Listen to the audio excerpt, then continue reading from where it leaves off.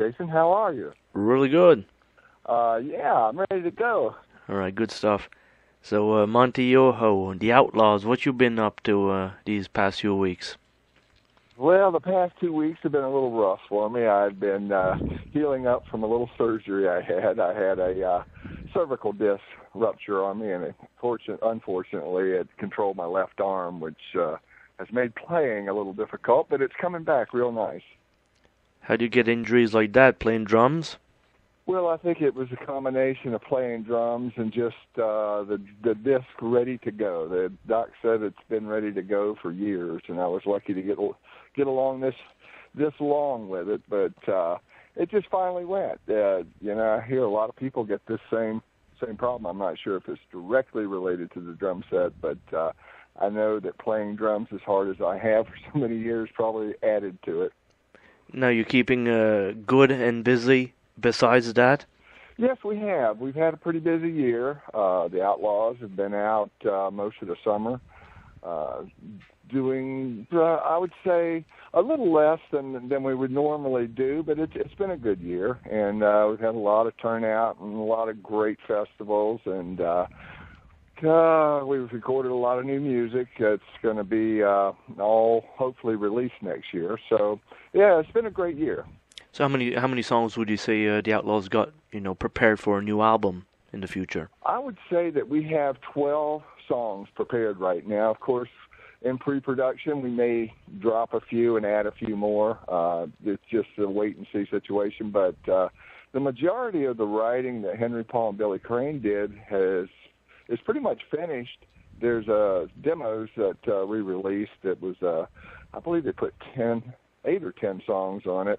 And that would give someone sort of an idea of the direction we're headed. It's more of the style of the early Outlaws, 1975, 76, 77, with a lot of harmony, both vocally and instrumentally. And it tells stories of our past, our travels, our music, our lifestyle. So this is going to be a great record when we finish it.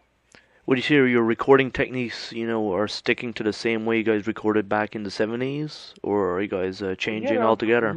That's funny. A lot of people ask us, how do we prefer to record this? And there's different ways. People have different preferences. But I think the Outlaws perform best playing in the studio what we call live and do the rhythm tracks with the bass, drums, maybe a scratch guitar and a scratch vocal.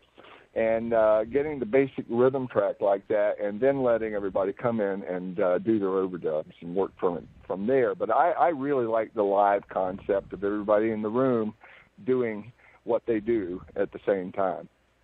Do you recall what type of microphones you used in the 70s on your drums? Whoa, let's see. For the tone and the sound quality. Boy, I'd really have to dust off for that one. I remember using... Neumann for sure. Okay. I used a lot of Neumann stuff, especially on the condenser side on the overheads, and I believe I probably used always a 57 on the snare. I was adamant about the Shure 57. That's what I used, and as far as the toms and stuff, I know that we used a lot of Electro Voice stuff at the time. I couldn't tell you. I know the RE20, I believe it is, on the kick drum, and they had a line of tom mics out at the time. I can't really tell you the numbers on them, but that was pretty much what I used regularly back then. Well, that's an interesting way of looking at, what you guys used back then. Do you still prefer that SM57 on your snare drum today? Today I still use an SM57 on the snare drum. It's just, it's almost part of me. If it's not there, I feel like naked. There's something wrong if it's not there.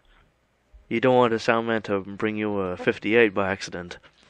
No 58s. Nothing. If it's not a 57, I don't want it on there. They'd have to bring me something else, some new high-tech gadget that they try on me all the time, and I keep sending them back. So I'm pretty old-fashioned when it comes to those mics, and I still use a lot of EV stuff today. On different configurations of different EV stuff. Going for your tourings too, you guys toured quite a bit in your day, and you still do tour quite a bit now. What you think of touring today is like a more relaxed atmosphere than when you guys were high up at the equator of being legends with the songs you guys achieved back then. Well, we still have to live up to the legends part of it, but no, it is. It's like you said, the relaxed. I like the way you put that. It is so much more relaxed now. It's more of a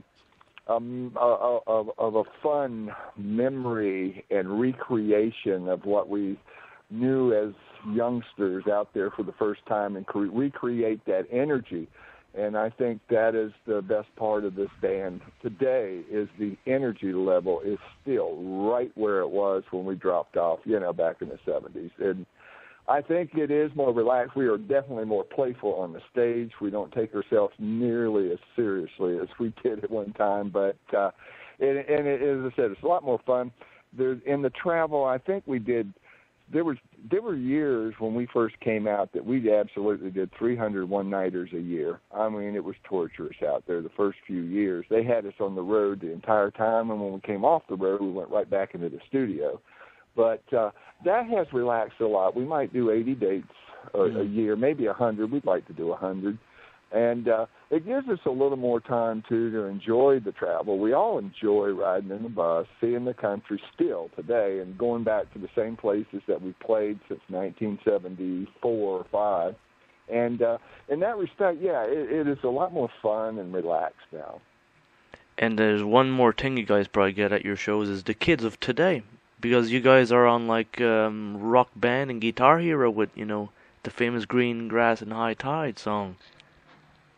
Absolutely. There's nothing more endearing than looking out and seeing some young fans on that front row imitating the guitar players during Green Grass and High Tides Forever. Now, who would have ever thought that would happen? But you're right again. That being on that media with Rock Band has certainly brought us a younger audience, and also just parents in general that were huge Outlaw fans want to make sure their kids and their grandkids come out to the show.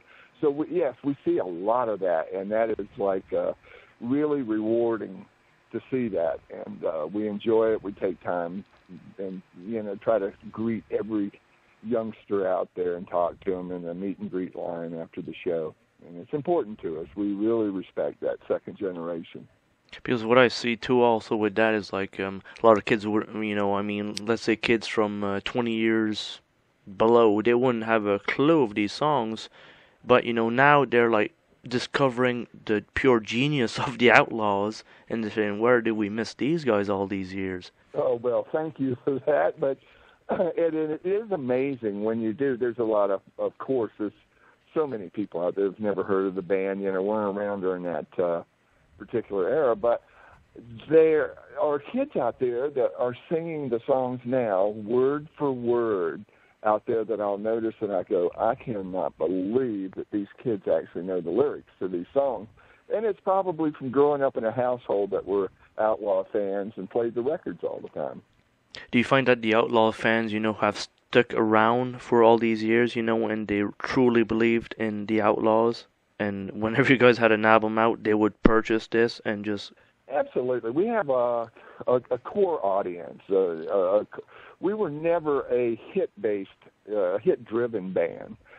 We were more of a core audience band, a kind of unique band, being labeled with the Southern Rock. And we shared that with very few groups. You had the Allman Brothers and Leonard Skinner and Charlie Daniels, Marshall Tucker, and we were all out there together. And it put us in like kind of a unique category. And out of that uniqueness came a very large group of unique fans that picked up on it right away. And I'd like to say that they picked it up because of the songs and the music and the way we presented it. It was different than a lot of things out there, but they certainly embraced it, and they still do today. We've got some of the same fans from 1974 that are showing up at the shows day after day out there on the road now. Another thing too, are you guys gonna ever release a DVD of the history of the group and, rare concerts that we've never seen on one compilation? I can say absolutely. Henry, Paul, and I have discussed a documentary that we've kind of got a plan for, and we'd like to take it all the way back to our roots in Tampa, Florida, and visit some of the places that we, were very popular back in the college days when the Outlaws were coming up in the early 70s. Some of the old venues that catapulted us into what we became, and revisit those places and take some old footage, which we have a lot of old footage, and mix it with some new footage and do a new show and film that and put all that together in one package and re-release some of the old records. So, yeah, we've got plans to do some of this stuff, and I hope we get to it by next year, and I'm pretty sure that may happen. So, because Monte, I'm sure the people really want to see this, the history of the Outlaws. I think it would be a great way to present the entire history and let everybody see where we came from and where we're going and what went on in between. Keep on playing some great music. Well, we'll certainly keep doing that. We're going back out next week, and God willing, I'll be able to play the drum set. So, that's great. It was nice talking to you, Jason. I really appreciate the time. Thank you, Monte, for taking the time, and keep in touch. All right. Tell everybody I said hello. All right. Have a good evening. You too. Thank you.